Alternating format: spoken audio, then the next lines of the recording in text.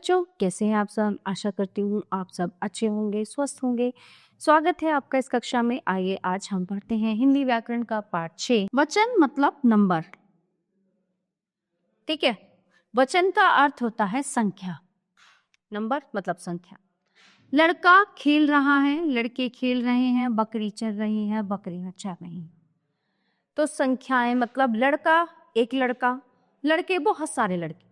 ठीक है ना, लड़के मतलब एक से ज्यादा, 2 भी हो सकते हैं, 3 भी हो सकते हैं, 4 भी हो सकते हैं, 10 भी हो सकते हैं, है ना। तो लड़का एक वचन, एक लड़का, और लड़के बहुत सारे लड़के, तो ये एक वचन में आ गया और वो बहुवचन में आ गया। ऐसे ही बकरी चर रही है, बकरियां चर रही हैं, तो लड़का एक, लड़के एक से ज्यादा, बकरी एक और बकरियां एक से ज्यादा।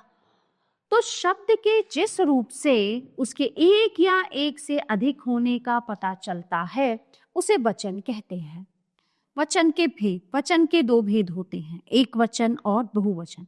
देखिए जैसा यहाँ पे है, ये एक गैन है तो एक वचन, और एक से ज्यादा बहुत सारी हैं तो बहुवचन। इसमें 2 भी हो सकती हैं, 3 भी हो सकती हैं। शब्द के जिस रूप से व्यक्ति, प्राणी या वस्तु के एक होने का पता चलता है उसे एक वचन कहते हैं। जैसे पंखा, आंख, नदी, घड़ी आदि। बहुवचन शब्द के जिस रूप से व्यक्ति, प्राणी या वस्तु के एक से अधिक होने का पता चलता है उसे बहुवचन कहते हैं। जैसे पंखे, आंखें, नदियां, घड़ियां आदि। ठीक है, अब यहाँ पे एक वचन से बहुवचन बनाने के नियम आए हैं। अ को ए में बदलकर, जैसे पुस्तक, पुस्तकें, आदत, आदतें, कलम, कलमें, रात, रातें। आ में ए लगाकर, जैसे कन्या, कन्याएं, कथा, कथाएं, माला, मालाएं, माता, माताएं। या को या में बनाकर, चिड़िया, चिड़िया, बंदरिया, बंदरिया, चिड़िया, चुहिया। आ को ए बनाकर, जैसे रास्ता, रास्ते, चूहा, चूहे, छाता, छाते, कपड़ा, कपड़े।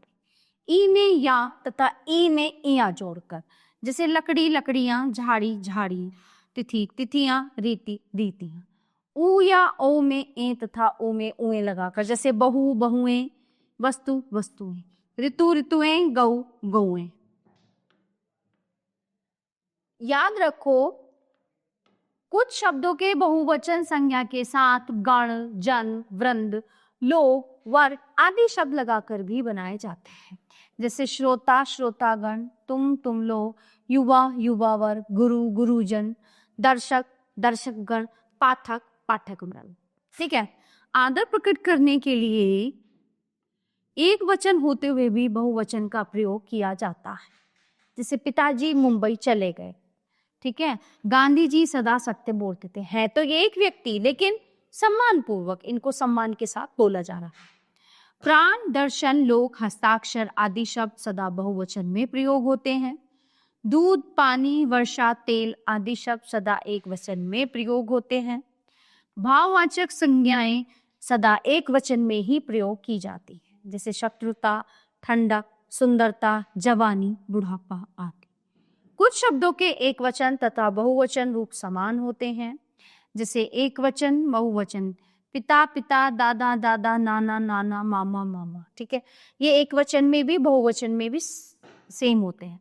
चाचा, चाचा, बाबा, बाबा, राजा, राजा, सम्राट, सम्राट। ठीक है, तो हमने क्या जाना इस पाठ में कि वचन का अर्थ है संख्या। तो शब्द के जिस रूप से उसके एक या एक से अधिक होने का पता चलता है उसे वचन कहते हैं। जिस संज्ञा शब्द से उसके एक होने का पता चले उसे एक वचन कहते हैं, और जिस संज्ञा शब्द से उसके एक से अधिक होने का पता चले उसे बहुवचन कहते हैं। आदर देने के लिए सदा बहुवचन का प्रयोग किया जाता है। ठीक है, तो प्यारे बच्चों, ये पाठ यहीं पे समाप्त होता है। आशा करती हूँ आपको अच्छे से समझ आया होगा। मिलते हैं अगली कक्षा में। धन्यवाद।